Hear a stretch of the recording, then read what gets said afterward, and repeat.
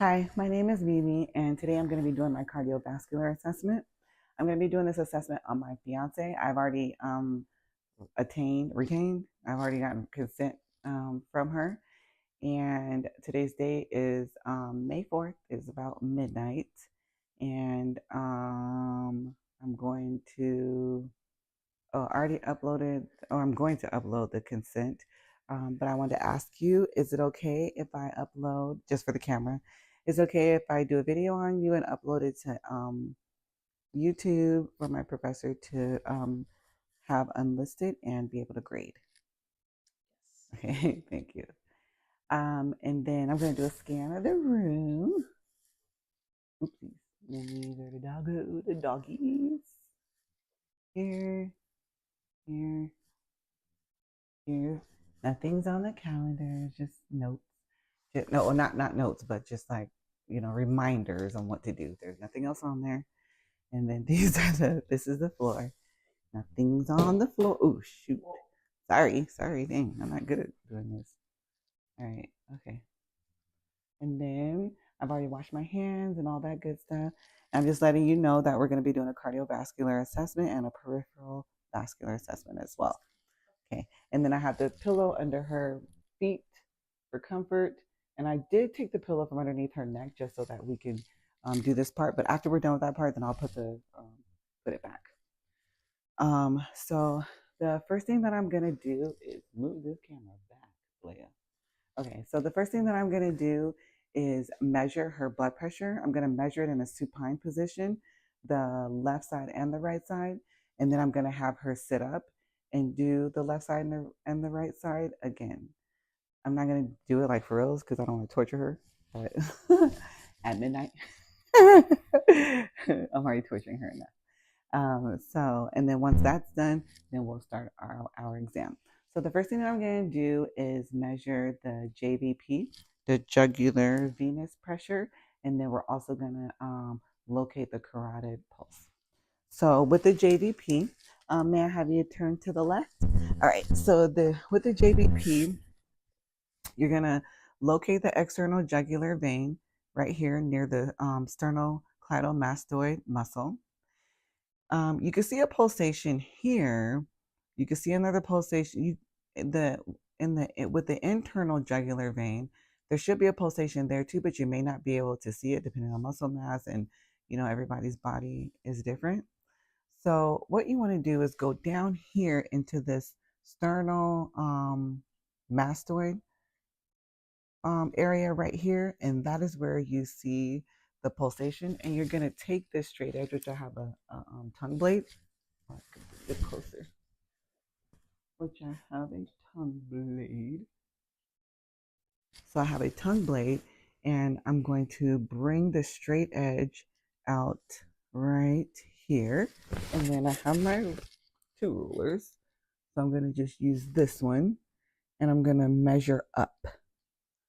So hers is about point, it's pretty much 1.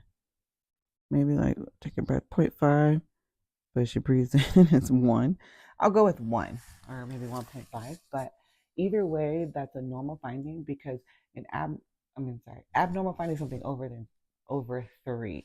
So less than 3 is a normal finding.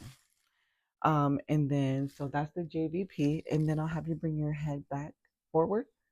Beautiful. And now we'll locate the carotid artery. So the carotid artery, you don't want to go into the upper part of the neck. This is where the carotid senses are. And if you push or palpate one of these, I'm inspecting first. But so you're inspecting and looking for the pulsations, looking for any abnormal pulses or anything like that. But once you start to palpate, which will go into palpation, you don't want to palpate in the upper part of the neck because that's the carotid sensus. And if you palpate on that, you can cause hemodynamic changes, meaning the blood pressure and the heart rate could drop. So what you want to do is move down to this lower part of the neck and find that carotid pulse, and you'll see the pulsation there. Once you locate that pulse, you can go ahead and feel with 2 fingers on this side. Sorry. What? So you can feel on this side.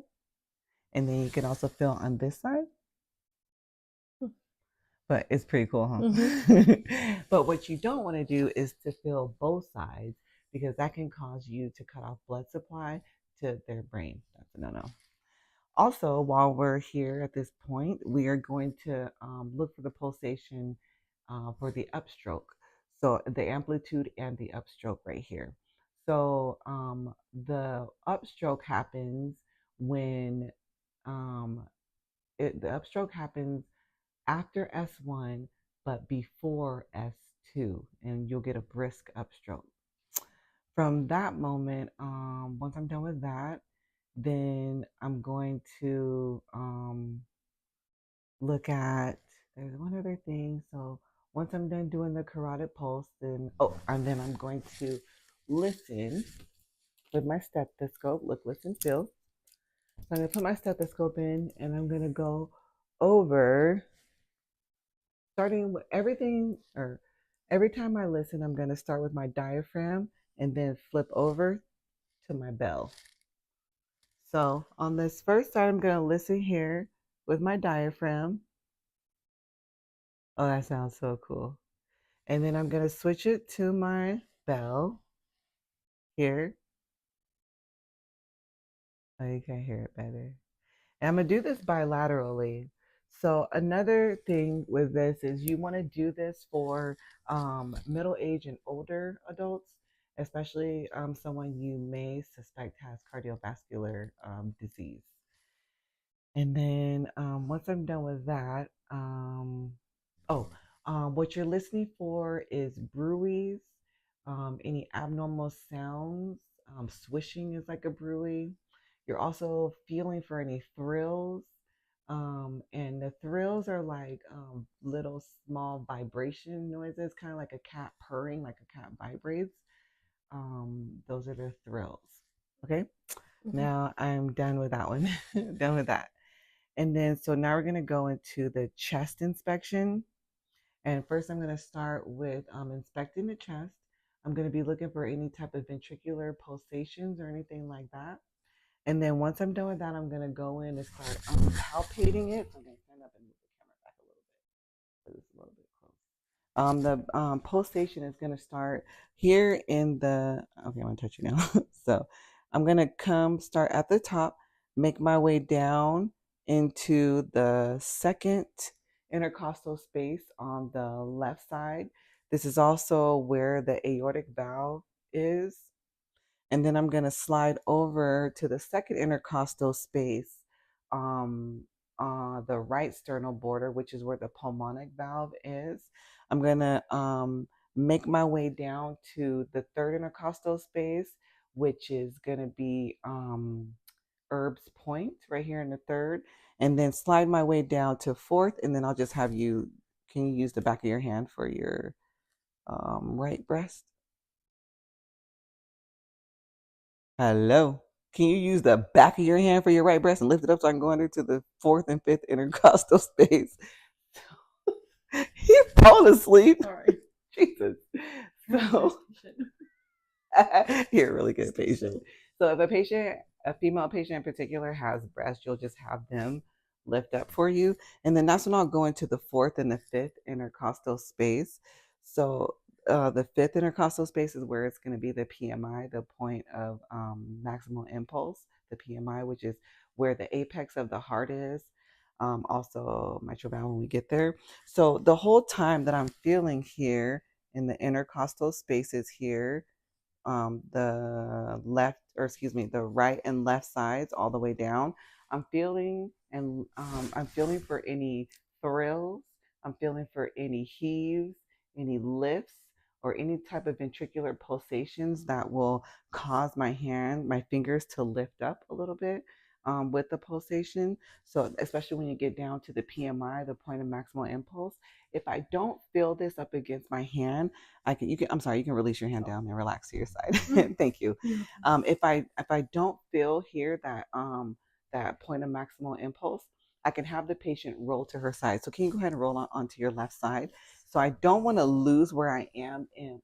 I'm in the fifth intercostal space of the mid clavicular line, and then when I go on this side, I can feel it on this side. So great. That is a normal finding. And then great job. Thank you. Come back to your spine. And then where's my stethoscope? So all of the things that I just did with palpating, now I'm going to go ahead and listen. So now that I'm listening, I'm going to do the same thing and go with diaphragm to bell, diaphragm to bell. I'm going to start in the second intercostal space on the right sternal border. I'm going to listen here with the diaphragm, switch over to my bell. Boom. And then I'm going to go to the next side, which is the second intercostal space on the left side. And I'm going to listen here with my diaphragm and then flip it to my bell and listen. I'm going to inch my way down to the third intercostal space. Excuse me. Oh, do you mind using the back of your hand again? So I'll have her use the back of her hand, and just for the purposes of this video, which obviously it would be better if I was in a clinic with a patient, then they would have a gown on and it would be a lot more feasible. This is obviously not. So I'm going to make my way down to the second, third, fourth, and fifth intercostal space.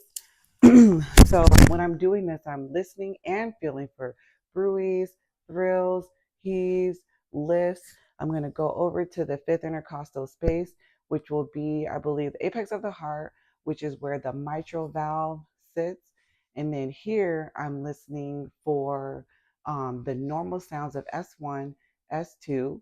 I'm listening also for any abnormal signs, which would be extra sounds like an S3, an S4, maybe an S2 split. Sometimes the S2 splits can be normal as well. And when the normal S2 split happens, that is on a deep inspiration, and you will hear the pulmonic and the aortic valve close separately, but almost simultaneously because they're one right after the other. And then once that happens over here, then you listen to all that. And then, so you're listening for the normal S1, S2. You're listening for the pulmonic, aortic closure, and the mitral valve. Okay. Once you're done listening to that, then we do not auscultate the heart. We don't auscultate anymore because it's just too sensitive to do that and causes other issues, adverse reactions. So once I'm done with that, I'm gonna have you sit up. I'm gonna actually have you sit up for me. And up here, I'm going to bring you off to the edge of the bed, but stay in the view of the camera, please. Face that way? Yes, please. Come face towards me. Legs dangle. Yeah, thank you. So here, I'm going to come down to thank you. Second, third, fourth, fifth intercostal space where that PMI, that point of maximal impulse, and I'm listening for any aortic insufficiencies, and then I'll have you lean forward because some of them can't be noted unless they lean forward. Then you can hear the abnormal sounds as an aortic insufficiency, and none is noted. Wait, whoa! I can really hear it. It sounds normal. It sounds really good. All right, so that concludes the cardiac assessment. So now we're going to move into your peripheral vascular assessment, and I'll have you lie back down. Sip squat. Yes, please. If you want, you could put the pillow. I could put a pillow behind your head. Yeah. Better do it yourself. No, I'm kidding. I'm just kidding. So the first thing here is we're going to start with inspection as usual. Before we ever touch a patient, we're always starting with inspection.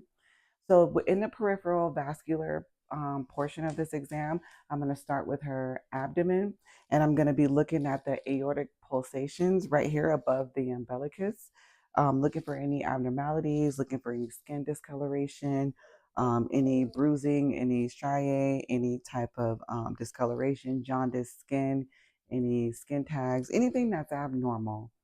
Once I look at that, then I'll go in for listen, I'll auscultate. So like I said before, I'll start with my diaphragm, and then I'll switch to the bell. So I'm in the camera, right? Okay.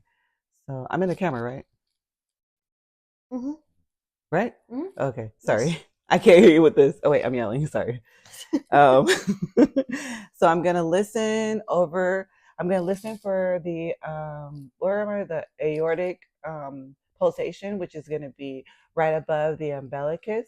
I'm gonna listen here, and then on the right and left side are the renal arteries. So on the right renal artery, I'm gonna listen there too. The left renal artery as well, and then I'm gonna follow that the aorta all the way down, and it starts to split off at the iliac and bifurcate at the iliac arteries. So listen here for the left and right iliac arteries as well. So the right side, the left side. But again, each one time that I listen, I'm going to switch for my bell. Oops, listen my bell here. And then the right artery, left artery, iliac artery, other the right and then the left iliac artery, listening here all the while, and I'm going to listen also for the femoral arteries, listening here. And for purposes of this video, we're not going to pull it down, but normally we would in office, we would pull the shorts or pants down. I'm going to listen here for the right or the left femoral artery. The whole time that I'm listening with my bell, with I'm listening, oh my gosh, I'm listening with my bell and then flipping to, I'm sorry, excuse me. I'm getting tired. I'm listening with my diaphragm and then switching to my bell. I'm going with my diaphragm and switching to my bell. And I did this all throughout. So here I'm listening for any bruits, feeling for any thrills.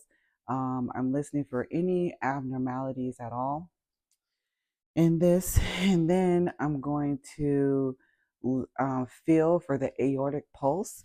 So how you feel for the aortic pulse is right around the umbilicus. You're going to feel both sides right here. Bring your fingertips in.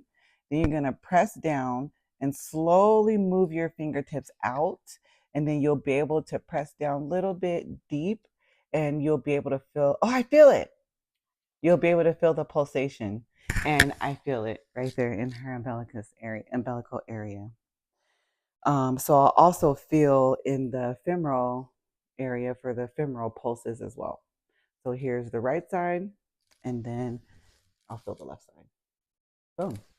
That concludes that portion of it, and then we'll move into the peripheral vascular part, which I'll start with the upper extremities. So I'll start with inspecting the upper extremities for any type of discoloration, like jaundice, any type of abnormalities noted with the skin.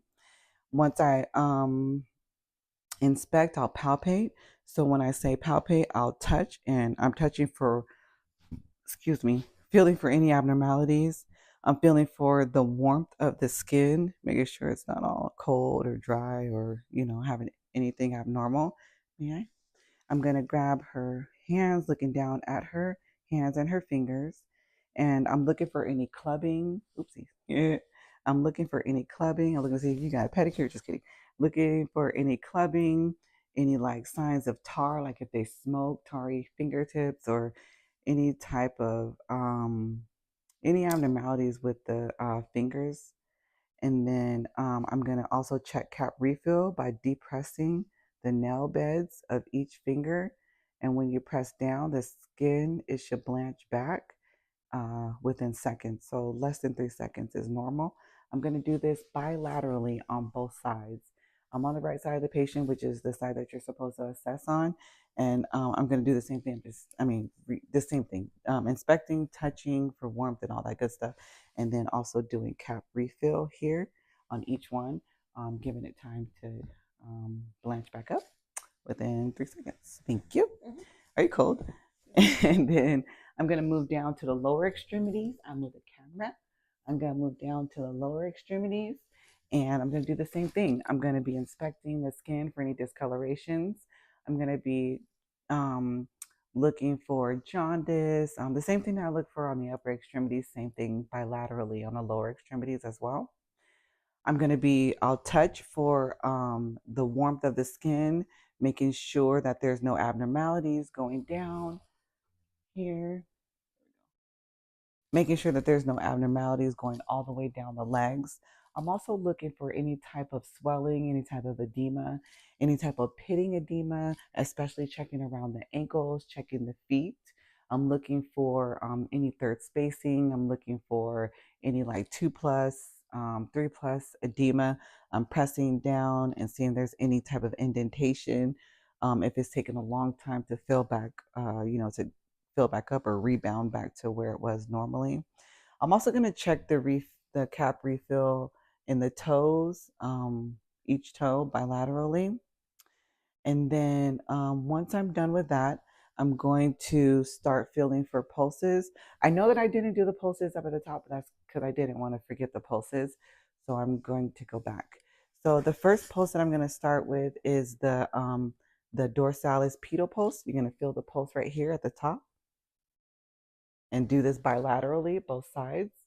And then I'm going to come around to the outside of this malleolus and I'm going to feel the tibialis pulse here. We're going to do this bilaterally as well. And it's on the back of this malleolus, outside back of this tibial malleolus. I'm going to make my way up to the popliteal pulse. And for this one, you're going to go, can you see? Oh, dang. Maybe here. Okay. For here, you're going to use both your hands and cup the back of the knee. You're going to interlace your fingers and then start to move out slowly, like inch out by centimeters until you can feel the pulsation between your fingers. And you're going to do this bilaterally. Oh, my back hurt. Okay, so you can do that bilaterally. Okay, and then you're going to make your way up to the upper extremities. And then I'm going to flip her palms over. And on the radial side, this thumb, which is the radial side, I'm going to feel for the radial pulse here. Very nice. And then I'm going to go up her arm and feel, rotate out. And I'm going to feel for the brachial pulse here. Great. I'm also going to do, so all of your pulses checked out. Great. So the last part of this exam is going to be the Homan sign. And what that means is we're going to take her, so I'm going to have you dorsiflex your right foot, meaning pull your toes towards your nose, flex your foot, lift your heel up towards the ceiling. Beautiful. And I'm going to come in and palpate the calf and see if there's any type of pain. Any type of pain? Great. If there was, go ahead, you can rest now. Thank you. If there was any type of pain, that would mean that it could rule in or rule out a DVT or further investigation needs to be done. I think that is it. I think that's it. So I'm going to conclude this. I'm going to conclude this and hope to God I don't have to redo it. Thank you for watching.